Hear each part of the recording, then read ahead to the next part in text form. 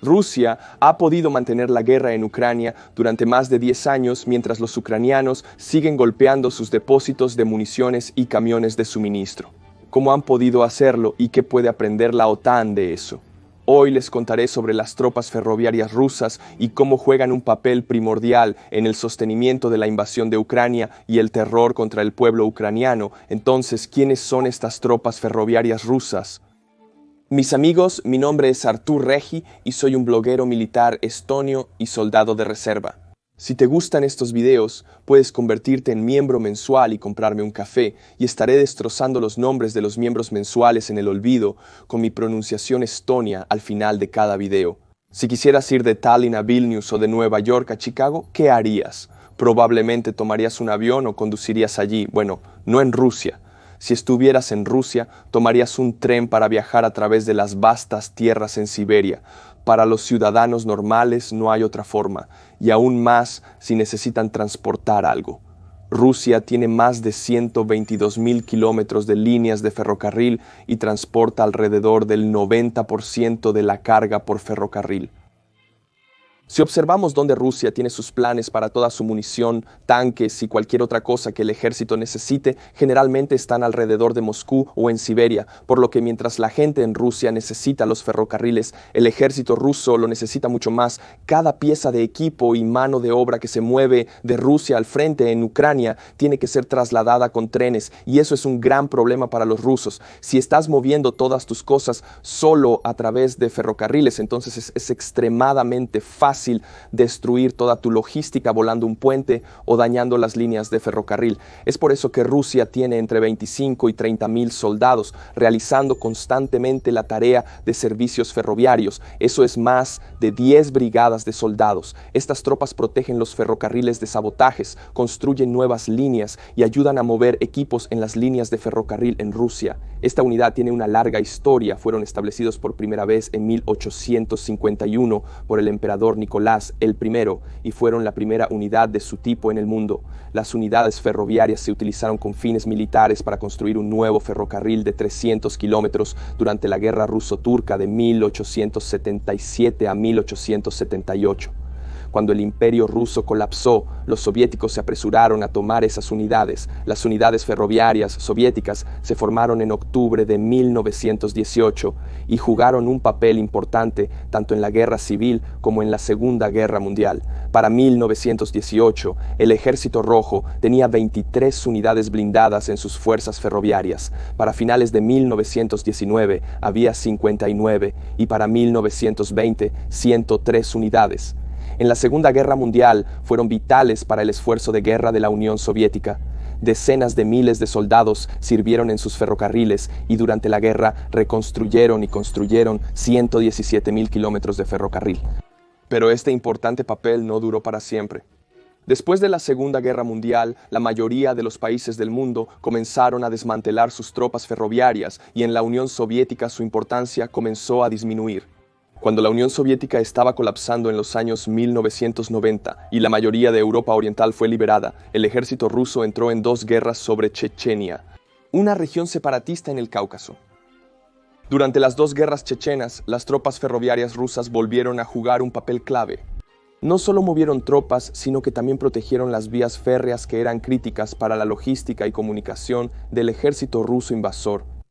En la primera guerra chechena, Rusia esperaba una victoria rápida y no se preparó completamente para la ofensiva en Grozny. Coordinación entre el transporte aéreo y ferroviario fue esencial para mover tropas desde todo el país. Los trenes militares viajaban hasta 1.200 kilómetros diarios, pero las plataformas cortas de las estaciones de tren causaban retrasos, ya que los trenes militares a menudo tenían más de 100 vagones.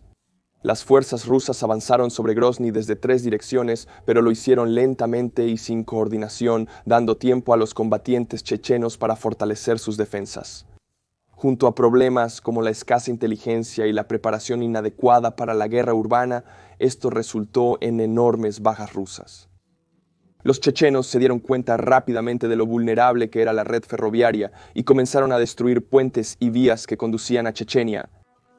A pesar de todas estas pesadillas logísticas, las tropas ferroviarias fueron cruciales, demostrando una vez más que en el ejército ruso, cuando las cosas van mal, solo necesitas lanzar más mano de obra al problema.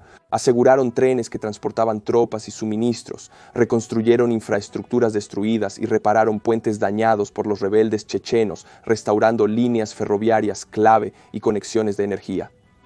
En la Segunda Guerra Chechena, las tropas ferroviarias rusas se centraron en restaurar las vías férreas dañadas por los insurgentes, despejar minas y reparar vías. Los trenes blindados se volvieron críticos para proteger la carga y proporcionar cobertura a los equipos de desminado. Estos trenes llevaban equipos de reparación capaces de reemplazar las vías dañadas en horas. La experiencia de las tropas ferroviarias rusas con los Reds en Chechenia ayudó a entrenarlos para futuros conflictos en Ucrania y Georgia. Y de hecho, volvieron a utilizar esas unidades para invadir otros países. Por ejemplo, el tráfico ferroviario en la sección Abjasia de la ferrocarril georgiano fue suspendido después de la guerra de 1992 a 93. En mayo de 2008, unos meses antes de la intervención en Georgia, Rusia desplegó sus tropas ferroviarias para reconstruir la sección Abjasia del ferrocarril. Utilizaron ese ferrocarril restaurado para transportar unidades militares y equipos durante la guerra de agosto de 2008. Después de la guerra en Georgia, en 2010, el ministro de Defensa Anatoly Serdyukov introdujo reformas militares que redujeron el tamaño del núcleo logístico, especialmente las tropas ferroviarias, e incluso planteó la posibilidad de disolverlo. Sin embargo, estos planes se detuvieron en 2012 cuando el criminal de guerra favorito de todos y entusiasta de los trenes, Sergei Shoigu, asumió como el nuevo ministro de Defensa. No está claro exactamente cuándo la primera unidad ferroviaria comenzó a operar en Ucrania, pero para febrero de 2015 ya estaban activos en Donbass.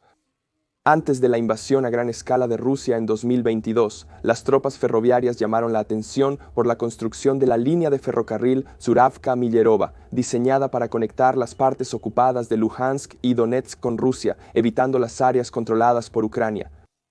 En 2021, intensificaron las preparaciones para la invasión de Ucrania, trasladando equipos y tropas desde el este y centro de Rusia hasta las regiones occidentales y meridionales, incluyendo la Crimea ocupada.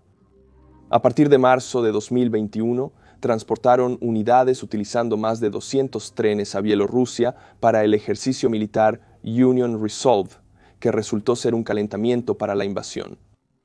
Esta enorme tarea logística muestra la capacidad de Rusia para movilizar y reposicionar rápidamente fuerzas a través de vastas distancias, aprovechando su extensa red ferroviaria para obtener una ventaja estratégica. Para apoyar esto, Rusia y Bielorrusia mejoraron sus redes ferroviarias para manejar más tráfico. Como parte del Estado de la Unión, un marco político flexible que Rusia está presionando a Bielorrusia para formalizar y así integrar más profundamente sus sistemas legales, económicos y políticos, existen presupuestos asignados para instalaciones militares e infraestructura, incluyendo la financiación de estaciones de tren. Para el ejército ruso, las inversiones en la mejora del ferrocarril de Bielorrusia y en la mejora de la red han sido clave para la movilización fluida de sus tropas hacia Ucrania. En el año 2020, 260 kilómetros de vía en Bielorrusia fueron mejorados con inversión rusa. El reconocimiento de que los ferrocarriles fueron fundamentales para la invasión a Ucrania provocó informes de saboteadores en las líneas ferroviarias de Bielorrusia que desactivaron o destruyeron sistemas de señalización de trenes, lo que hizo que los trenes circularan más lentamente, retrasando los suministros. Las mejoras fueron críticas para mantener el alto ritmo de operaciones durante el comienzo de la invasión, pero la tensión en el sistema reveló sus límites. A principios de 2022, el sistema estaba tan sobrecargado que interrumpió los viajes civiles y creó una escasez de plataformas de trenes. Esta situación mostró por qué es crucial equilibrar las necesidades militares con la infraestructura civil, una lección que cada país debería tener en cuenta al prepararse para conflictos a gran escala. ¿Estás preparándote para un conflicto a gran escala? Recuerda esta lección, amigo. Al inicio de la invasión, las tropas ferroviarias rusas no se emplearon totalmente, brindando apoyo mayormente en Bielorrusia y Rusia. La estrategia inicial buscaba capturar rápidamente Kuivre, esperando el colapso de Ucrania y terminar pronto la guerra. Por ello, las fuerzas rusas evitaron los principales centros ferroviarios, priorizando velocidad sobre seguridad en las líneas de suministro necesarias para una campaña más larga. Por ejemplo, los centros ferroviarios en Chernihiv y Nichin fueron rodeados pero no asegurados, y Korosten ni siquiera fue atacado. Aunque las fuerzas rusas tomaron Konotop y Pachmak, no lograron asegurar las conexiones ferroviarias al norte y al sur, lo que dejó su ofensiva sin apoyo logístico. Por eso vimos esos videos de gigantescas columnas de camiones de suministro atascados en las carreteras hacia Kiev. El convoy nuclear, el masivo convoy de tanques y camiones rusos, formado por alrededor de 100.000 tropas desde la frontera bielorrusa hasta Kiev, y era un gran objetivo para los Bayraktars ucranianos. Cuando piensas en la guerra moderna, probablemente imaginas tanques, misiles y drones. ¿Pero qué hay de los ferrocarriles? Existe una batalla silenciosa pero devastadora que tiene lugar lejos de las líneas de frente, donde los grupos de resistencia, los hackers y las tácticas de guerrilla están reescribiendo las reglas de la guerra logística. Comencemos con Bielorrusia. Grupos de resistencia como BIPOL, la Comunidad de Trabajadores Ferroviarios y los partisanos cibernéticos han estado llevando a cabo una campaña implacable contra la logística militar rusa. Estos grupos no solo están protestando, están tomando acción. Solo entre febrero y abril de 2022, más de 80 actos de sabotaje golpearon las vías férreas bielorrusas. Estamos hablando de todo, desde incendios de gabinetes de relevo hasta ataques cibernéticos a gran escala. ¿El resultado? Rusia y Bielorrusia tuvieron que desplegar guardias para proteger sus ferrocarriles, y Bielorrusia incluso aprobó una ley que instituye la pena de muerte por sabotaje. Y luego está el frente cibernético. Rusia, el llamado líder en la guerra cibernética, se ha encontrado en el extremo receptor. ¿Recuerdas a los partisanos cibernéticos? No solo interrumpieron las operaciones ferroviarias en Bielorrusia. Fueron tras los sistemas de trenes y control e incluso derribaron sitios web de transporte clave. El Ejército de Tecnologías de la Información de Ucrania, un grupo de hacktivistas ucranianos, llevó las cosas más allá, colapsando el sitio web de ferrocarriles de Rusia y la aplicación de pasajeros. ¿2 veces en 2022 y 2023? Imagina el caos de intentar mover tropas o suministros cuando toda tu infraestructura digital está bajo ataque. El sabotaje continúa en el ciberespacio. En Rusia, grupos guerrilleros como la Organización de Anarcocomunistas han estado atacando la infraestructura ferroviaria. Por cierto, ¿qué nombre? Anarcocomunistas. Felicitaciones a los chicos por el nombre. Para el 2023, más de 150 rusos enfrentaron cargos por sabotaje ferroviario, y lo creas o no, un tercio de ellos eran menores de edad. Su arma de elección era incendiar gabinetes de relevo, pequeños actos, gran impacto. Acabo de pensar en hacer el chiste de sexo más sucio, pequeños actos, gran impacto. Eso fue lo que ella dijo. Entonces, ¿cuál es el panorama general aquí?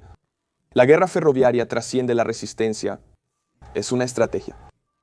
Cada gabinete de relevo quemado, cada cruce de ferrocarril interrumpido, erosiona la capacidad de Rusia para sostener su esfuerzo de guerra. Es un moderno David contra Goliat, donde los guerrilleros y hackers utilizan la creatividad y la determinación para superar a un gigante. Y aquí es cuando se vuelve aún más fascinante. Estas tácticas están obligando a Rusia y Bielorrusia a desviar recursos, a aprobar leyes más estrictas y a adaptar su logística sobre la marcha.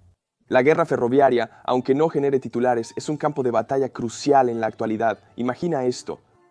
Rusia, la llamada superpotencia de la guerra cibernética, se desespera mientras sus trenes se detienen no por misiles, sino por hackers y pirómanos de gabinetes de relevo.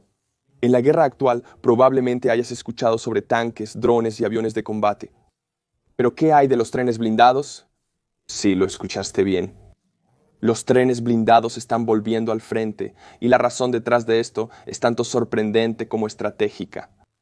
Aunque los trenes blindados han resurgido notablemente en conflictos modernos, no son una invención nueva. Durante la Guerra de Independencia de Estonia, a principios del siglo XX, los trenes blindados jugaron un papel crucial. En una época en la que el transporte tradicional era mucho más vulnerable, las fuerzas estonias utilizaban estos trenes para proteger las líneas de suministro, proporcionar movilidad y defender posiciones estratégicas. Los trenes estaban blindados para resistir el fuego enemigo y equipados con artillería para autodefensa. Es notable cómo incluso en la guerra avanzada de hoy, los trenes blindados han resurgido en ciertos conflictos, mostrando cuán efectivo y resistente es realmente este método de guerra. Tanto en la lucha por la independencia de Estonia como en los complejos campos de batalla modernos, los trenes blindados siguen teniendo un papel estratégico. Retrocedamos por un momento. En la época soviética, los trenes blindados simbolizaban el poderío militar. Fueron desplegados por primera vez por el Ejército Rojo y se usaron famosamente en Chechenia, donde se convirtieron en una parte crucial de los esfuerzos logísticos rusos, pero después de la guerra ruso-georgiana en 2008 se retiraron en su mayoría, vistos como reliquias del pasado. Eso fue hasta 2015 cuando el ministro de Defensa de Rusia, Sergei Shoigu, decidió revivirlos y para 2022 estaban de vuelta en acción. Puedo imaginar a Thomas, el tren de vapor, diciendo con la voz de Aaron Schwarzenegger: volveré.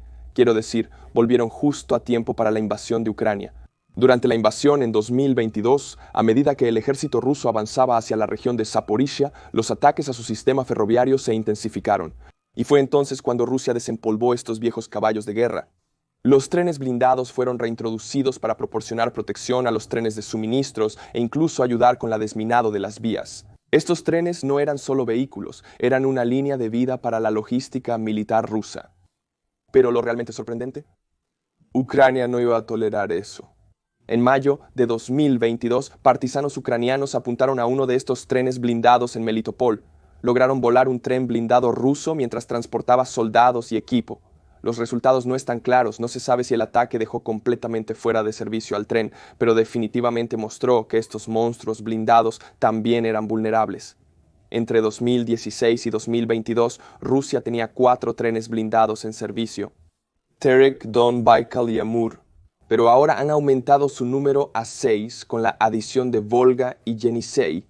Los informes dicen que Yenisei fue construido usando partes robadas de la región de Kharkiv, mostrando bien cuán desesperado se está volviendo el ejército ruso en su intento de proteger su ferrocarril. ¿Por qué importa esto? La reintroducción de trenes blindados es un testimonio de la naturaleza cambiante de la guerra. Cuando los métodos tradicionales no funcionan, traes de vuelta lo viejo, lo no convencional y lo probado en batalla.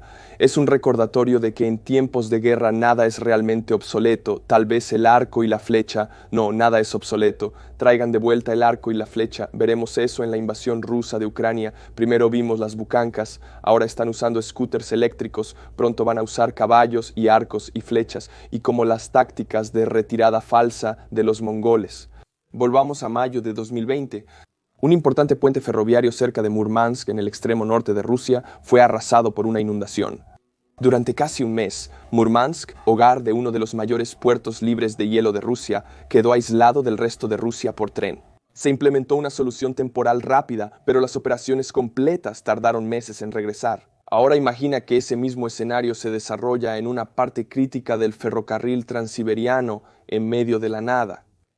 Estamos hablando de retrasos que se extienden no por días o semanas, sino potencialmente por meses. Si las vías están cerradas, ¿por qué no usar camiones? Es más fácil decirlo que hacerlo. La flota de camiones del ejército ruso digamos que no está ganando ningún premio por estar preparada según los expertos militares. Rusia no tiene suficientes camiones para mantener las líneas de suministro más allá de 90 millas de sus bases principales, y eso fue antes de que Ucrania comenzara a recoger sus vehículos. Como un halcón arrebatando presa, quiero decir, hay una razón por la que los rusos trajeron de vuelta el vehículo Pujanka de los años 70.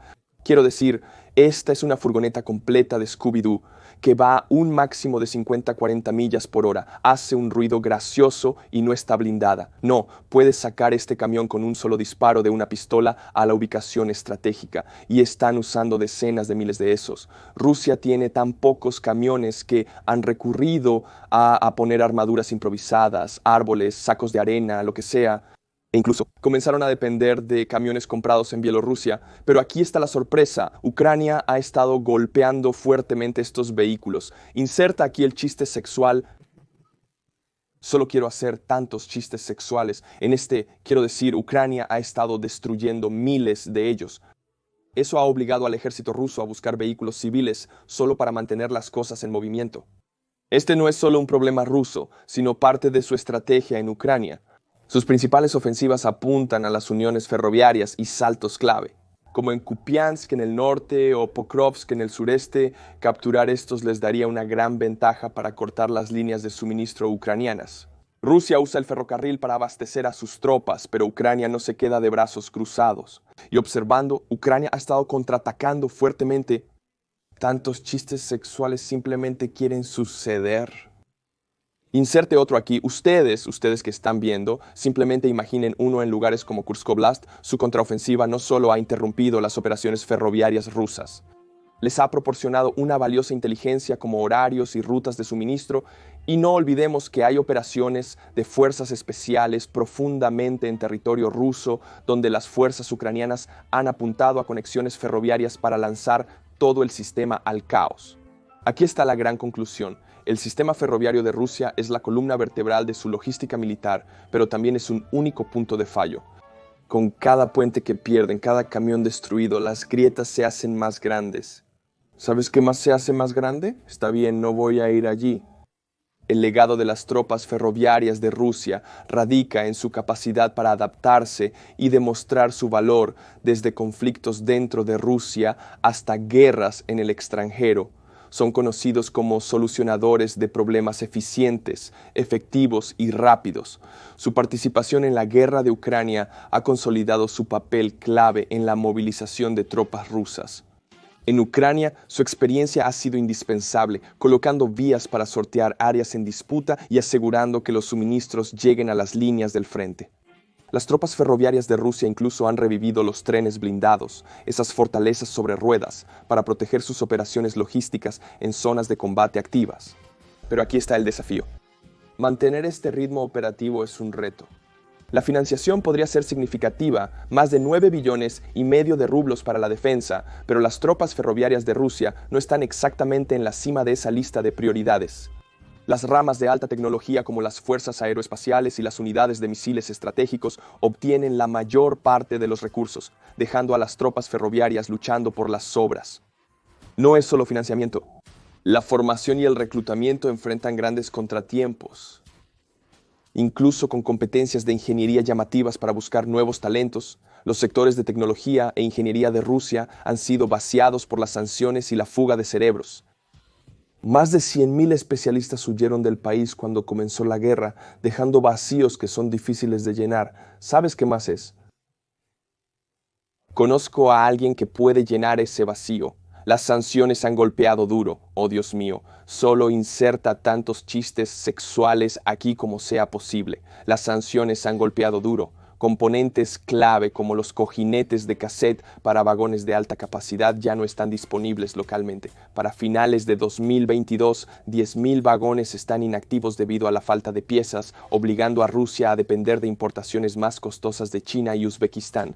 A pesar de esto, Rusia está redoblando su giro hacia el este. La línea principal Baikal-Amur o Baikal-Amur es una pieza central de esta estrategia, un proyecto colosal destinado a impulsar el comercio con China y la región de Asia-Pacífico. Pero incluso aquí, las tropas ferroviarias de Rusia representan solo el 5% de la fuerza laboral. Una escasez de mano de obra calificada y la ausencia de trabajadores migrantes ha dejado este proyecto avanzando lentamente. Moscú tiene grandes planes en el papel. Miles de millones de rublos se están invirtiendo en mejorar los ferrocarriles, con Putin aprobando personalmente rescates y fondos de emergencia. Sin embargo, como siempre, las grandes ambiciones de Rusia corren el riesgo de caer víctimas del caos logístico y la mala gestión. Y aquí está la gran pregunta. ¿Pueden las tropas ferroviarias rusas mantener su avance? Sin una mejor capacitación, más inversión y una estrategia más clara, corren el riesgo de convertirse en un relicario del pasado en lugar de una vanguardia de la logística rusa. Su éxito y supervivencia dependen de cerrar la brecha entre las grandes promesas del Kremlin y la dura realidad. Las tropas ferroviarias rusas pueden haber alimentado la máquina de guerra de Rusia durante décadas, pero se están mostrando las grietas. ¿Se adaptarán o descarrilarán bajo el peso de las ambiciones de Rusia? ¿Qué puede aprender la OTAN? Se ha dicho que los sabios aprenden de sus enemigos. Entonces, ¿qué lecciones puede obtener la OTAN de la logística rusa? En la actual guerra en Ucrania, tanto Rusia como Ucrania utilizan extensamente sus redes ferroviarias y han asignado unidades para protegerlas y manejar la logística para ellas. Esto les da a ambos la capacidad de transportar más municiones y equipo que la OTAN. Además, la capacidad de mantenimiento y reparación de ferrocarriles de la OTAN es mucho más limitada que la de Rusia, al menos en parte debido a la falta de unidades ferroviarias y experiencia. Las naciones de la OTAN han priorizado cada vez más el transporte por carretera y aire para la logística, que, aunque rápido y flexible, no puede igualar el volumen o la eficiencia de las redes ferroviarias en conflictos a gran escala. Esta disparidad revela una gran brecha logística, el punto débil de la OTAN que Rusia conoce. Los aliados europeos de la OTAN dependen en gran medida de las redes de transporte integradas para mover tropas, equipos y suministros. Sin estos sistemas, la alianza tendría dificultades para desplegar refuerzos para contrarrestar o disuadir una invasión rusa. Al mismo tiempo, hay señales crecientes de que Rusia ya está atacando las redes occidentales con sabotajes y ataques cibernéticos para probar su capacidad de interrumpir estos sistemas críticos. Estos ataques no solo comprometen la preparación operativa, sino que también crean consecuencias políticas y económicas más amplias, destacando la vulnerabilidad de la infraestructura crítica en escenarios de guerra híbrida. Francia experimentó un supuesto sabotaje ruso en sus redes ferroviarias, lo que interrumpió la ceremonia de apertura de los Juegos Olímpicos de París el año pasado. Alemania también ha sufrido ataques similares, exponiendo vulnerabilidades en la infraestructura de transporte europea. Las interrupciones, incluso las menores, pueden crear desafíos logísticos significativos, como se vio con los ferrocarriles rusos. Los incidentes demuestran la necesidad de que la OTAN invierta en medidas de seguridad física y defensas de seguridad cibernética para sus redes de transporte, asegurando la resiliencia contra un amplio espectro de amenazas. Para contrarrestar el sabotaje potencial, las naciones europeas deben priorizar la creación de planes de contingencia robustos para reparar rápidamente la infraestructura de transporte. Estos planes deben incluir el preposicionamiento de equipos de reparación, la capacitación de unidades especializadas para una respuesta rápida y la mejora de la coordinación entre las entidades civiles y militares responsables de la infraestructura. Además, las inversiones en rutas de transporte redundantes y métodos logísticos alternativos como sistemas de ferrocarril modulares y puentes portátiles podrían mitigar el impacto de las interrupciones en el conflicto futuro. Entonces, ¿qué concluimos de todo esto? ¿Qué sucede después? Moscú ya enfrenta dificultades para adaptarse y está construyendo líneas ferroviarias de respaldo en la Ucrania ocupada, invirtiendo miles de millones en fortalecer sus conexiones con China, Irán e India, e incluso construyendo nuevas rutas para evitar Ucrania por completo, pero algunos problemas no se pueden resolver con dinero. La red ferroviaria de Rusia es demasiado extensa para defenderla por completo. No hay suficientes soldados para cubrir el vasto terreno. Además, las sanciones occidentales son un problema. Sorprendentemente, los trenes rusos dependen de piezas occidentales, especialmente rodamientos de bolas de alta calidad, y con las cadenas de suministro cortadas, están teniendo problemas serios. En el año 2023, solo Rusia tuvo que retrasar o suspender casi 50.000 trenes debido a la escasez de repuestos. La falta de privacidad y seguridad personal es una pesadilla logística, no solo una molestia. Cuanto más se prolongue la guerra, más crecerán estas pequeñas grietas en el sistema ferroviario de Rusia.